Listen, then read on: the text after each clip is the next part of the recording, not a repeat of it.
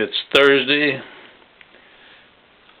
the week before Thanksgiving, 2007. I'm impressed by various things I read, and I'm sure my opinion about what I read doesn't particularly impress most people, but nevertheless, I want to comment on one of the things I read in Newsweek, November the 13th, 2007.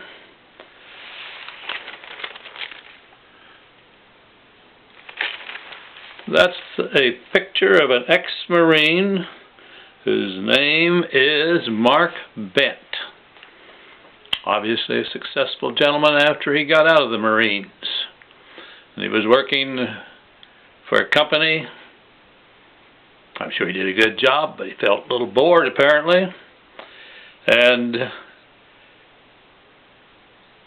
he tried to do something to help people. He'd been living on the southern shore of the Red Sea when he was working, and he and his housemaid used to visit the local dump on weekends, taking hot meals to little kids who were surviving on what they could scavenge. That's not the right pronunciation. What they could pick up from the dump and use to survive. And they'd take hot meals out there to them. And as he became a savior to them, he and his housemaid got invited to stay one evening.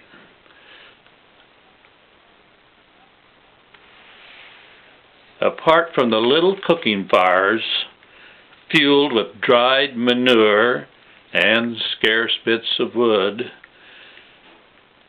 the only illumination these little kids had came from makeshift kerosene lamps, which were old cans filled with the weak kerosene that they were able to scavenge, and rags for wicks. Later that night, his home, brightly illuminated, Bent got to wondering how to bring some light into that little village's life. Literally bring some light in. The next morning he happened to notice his wife's shampoo bottle that had basically the shape of a flashlight, and he got the idea of inventing a solar-powered flashlight. And I'm sure he's not the only one that's ever invented such a light, but he got it to go. And having worked 2 decades in the developing world, he knew that it wasn't just children at that dump that didn't have light at night, safe light.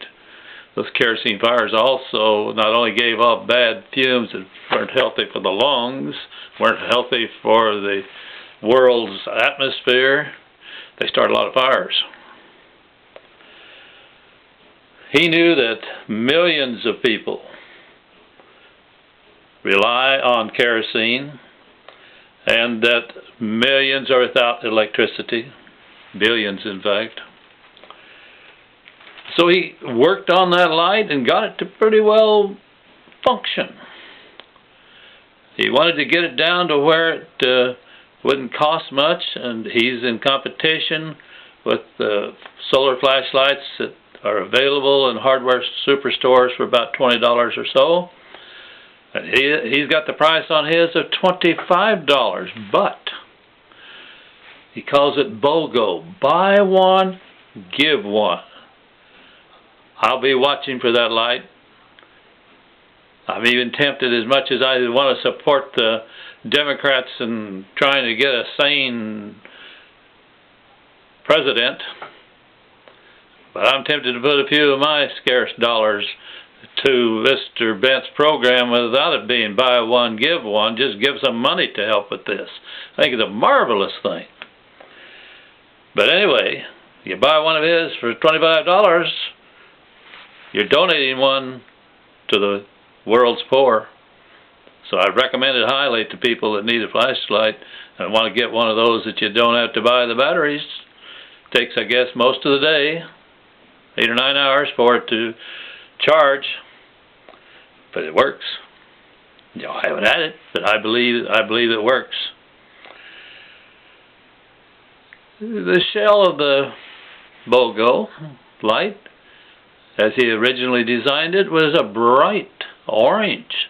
He wanted it bright enough that in twilight, or maybe even in a pretty dark situation, you might be able to find it. Turns out that wasn't the best idea. In the less civilized, less advanced societies of our world, those orange lights, the guys would take them away from the women, grab onto them. And when he became aware of that problem, he turns them out now in two colors, bright orange and pink. Oh, we males, we wouldn't want to carry anything pink, whether we're black or white, poor or rich, or wherever we are. Our male ego, you know, we didn't want anything pink. So he solved the problem a little bit, because where he has a distribution of orange and pink, the pink lights get to stay pretty much in the hands of the women. And he says that's, in this article, the writer says that's important, because when women go out at night to get firewood or perform other vital functions, a dependable light can help keep them safe from attackers. And Bent says that's not all, that his lights empower women in other ways. That one evening, visiting a Somali refugee camp in Ethiopia, he sat in on a gathering of mature women, wives, mothers. And guess what? He found that they were using their BOGO lights to conduct reading classes and to educate themselves. Mr. Bent calls it one of the most impressive things he had ever seen.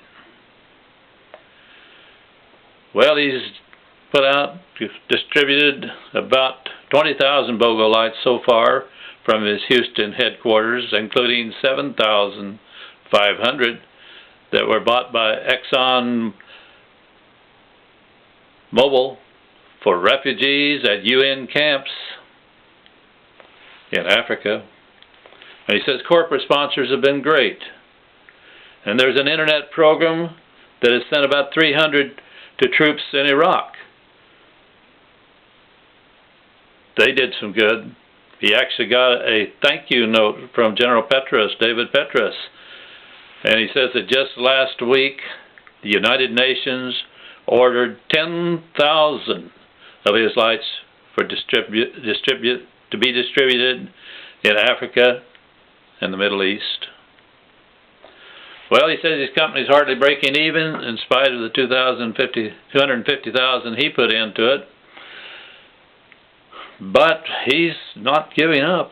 In fact, he's gone ahead now to work on 2 more gadgets that might really help change the lives of millions of poor people and make healthier the lives of millions and millions of people.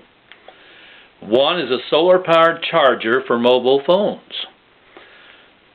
Mobile phones, I guess, are transforming, according to this article, Africa, because if you can get the tower, get the connection to the satellites, they'll work. And Africa has very, very few traditional mainline telephone companies. And he says he's even more excited about the ultraviolet water purifier that he's about to unveil. It uses sand and coconut charcoal filters to remove impurities and sunlight to kill impurities and germs. He's got a prototype being tested by the University of Colorado, and he thinks that it's going to be great. He's been in touch with the World Bank and some university teachers. They're quite enthusiastic. Well, at least Mark Bent isn't bored anymore, and I think he's a great American. I hope hundreds and thousands, millions of you will get behind and help the kind of project and to help his project. Because, again, if we're a Christian nation, that's the kind of thing we ought to be doing.